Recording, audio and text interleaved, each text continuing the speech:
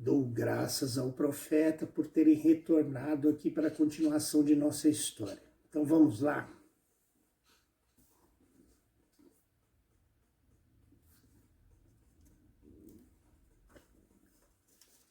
Quinquagésima quinta noite. Dinazarda, sendo o tempo conveniente, chamou a sultana. Se não dormis, minha irmã, disse ela, suplico-vos a continuação da história do terceiro Calender. Não esperou Sherazade que lhe pedisse segunda vez e continuou-a deste modo.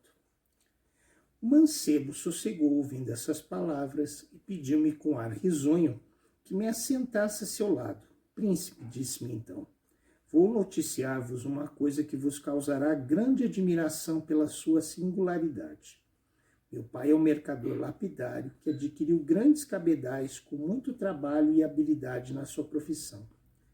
E possui um grande número de escravos e de comissários que fazem viagens por mar em navios que lhe pertencem, para conservar as correspondências que tem em várias cortes para onde manda as pedrarias que lhe pedem. Havia bastante tempo que estava casado sem ter filhos, quando sonhou uma noite que teria um, cuja vida não seria de longa duração, o que lhe deu muito cuidado quando acordou. Passados alguns dias, anunciou-lhe minha mãe que havia concebido. E o tempo da concepção concordava justamente com o dia do sonho de meu pai. Deu-me à luz no termo de 9 meses e foi uma grande alegria na família.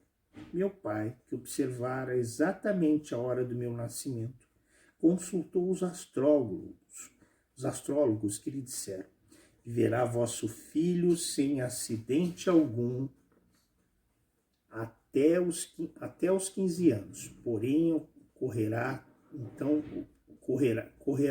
o risco de perder a vida e dificilmente escapará. Se, todavia, a sua felicidade quiser que não pereça, será de longa duração a sua existência. É que neste tempo, acrescentaram eles, a estátua equestre de bronze que está no cume da montanha de Imã será derrubada ao mar pelo príncipe Agib, filho do sultão Cassib, e os astros indicam que 50 dias depois deve vosso filho ser morto por este príncipe. Como esta predição concordasse com o sonho de meu pai, disso se sentiu vivamente e afligiu-se. Não deixou, todavia, de tomar muito cuidado na minha educação até o presente ano, que é o 15º da minha vida. Soube ontem que havia já 10 dias que o cavaleiro de bronze fora lançado ao mar pelo príncipe que acabo de nomear. E esta nova lhe fez derramar tantas lágrimas e causou-lhe tantos sustos que o não podem reconhecer no estado em que se encontra. Em vista da predição dos astrólogos, procurou meios de iludir o meu horóscopo e de conservar minha vida. Há muito tempo que teve a cautela de mandar construir essa morada para nela me guardar escondido 50 dias, logo que soubesse estar a estátua derrubada. Razão porque, como soube que a estava havia 10 dias, veio a toda pressa esconder-me aqui e prometeu-me que, fim dos 40 dias, viria buscar-me. Quanto a mim, acrescentou ele, tenho esperança de que o príncipe Agib não me venha buscar debaixo da terra no meio de uma ilha deserta. Eis aqui, Senhor, o que tinha de dizer-vos. Enquanto o filho do mercador lapidário me contava a sua história, mofava comigo mesmo dos astrólogos que predisseram que eu lhe tiraria a vida. E sentia-me tão longe de verificar a predição que apenas acabou de falar, lhe disse com arrebatamento: meu rico senhor, tende confiança na bondade de Deus e não perecereis. Imagines que era uma dívida que tinha de pagar e que dela estáis desempenhando desde agora. Alegro-me depois de ter naufragado, de achar-me felizmente aqui para defender-vos contra os que quisessem atentar contra a vossa vida. Não vos abandonarei antes dos 40 dias, que as vãs conjunturas dos astrólogos os fazem recear. Far-vos-ei, neste intervalo, todos os serviços que me independam. Depois disso, aproveitar-me-ei da ocasião de ir à terra firme, embarcando-me convosco no vosso navio, com o consentimento de vosso pai e do vosso. Estando de volta aos meus estados, não me esquecerei das obrigações que vos deverei e procurarei manifestar-me o meu reconhecimento do melhor modo que me for possível. Sosseguei com esse discurso, filho do lapidário, e granjeei a sua confiança. Procurei todos os meios de lhe dizer que não era esse Agibe que ele temia, e tomei grandes precauções para não lhe dar disso suspeita alguma. Conversamos acerca de várias coisas até a noite e conheci que o mancebo tinha muita capacidade. Comemos juntos das suas provisões, de que havia tão grande quantidade que sobejariam ao cabo de 40 dias. Ainda que tivesse tido mais hóspedes. Depois da ceia, continuamos a conversar algum tempo e depois deitamo-nos. No dia seguinte, quando se levantou, apresentei-lhe bacia e água. Lavou-se, preparei o jantar e serviu quando foi tempo. Depois da comida, inventei um jogo para desenfastiarmos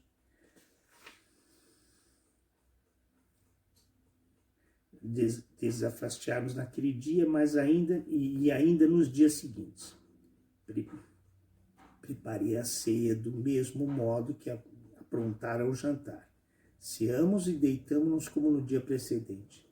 Tivemos tempo de contrair amizade juntos. Percebi que tinha inclinação para comigo. Da minha parte havia concebido tão forte simpatia para com ele, que dizia às vezes comigo mesmo que os astrólogos que disseram ao pai que seu filho seria morto pelas minhas mãos eram uns embusteiros e que não era possível que eu pudesse cometer tão malvada ação. Finalmente, senhora, passamos 39 dias o mais agradavelmente que foi possível num lugar subterrâneo. Chegou o 40º. Acordando o mancebo pela manhã, disse-me com arrebatamento de alegria que não podia conter: Príncipe, eis-me chegado ao 40º dia, e não morri, graças a Deus, e a vossa boa companhia. Não deixará meu pai de dar-vos prova do seu reconhecimento e todas as comodidades necessárias para voltardes ao vosso reino. Porém, acrescentou ele, suplico-vos a bondade de esquentar água para lavar todo o meu corpo no banho portátil. Quero mudar de vestido para melhor receber meu bom pai. Pus a água ao lume, estando aquecida, enchi a bacia portátil. Meteu-se dentro o mancebo, lavei-o e esfreguei-o. Saiu do banho, deitou-se na sua cama que tinha preparado e cobriu-a com a sua colcha. Tendo descansado e dormido algum tempo, pediu-me um melão e açúcar para refrescar-se. Dos melões que não sobravam, escolhi o melhor e pus no prato. E como não achasse faca para parti-lo, perguntei ao mancebo se sabia de alguma.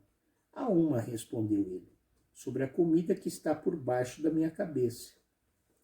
Com efeito, vi uma, porém dei-me tanta pressa em pegar nela que ao tempo que a segurava na mão, embaraçou-se o meu pé de tal sorte na coberta que escorreguei e caí tão desastradamente sobre o mancebo que lhe cravei a faca no coração.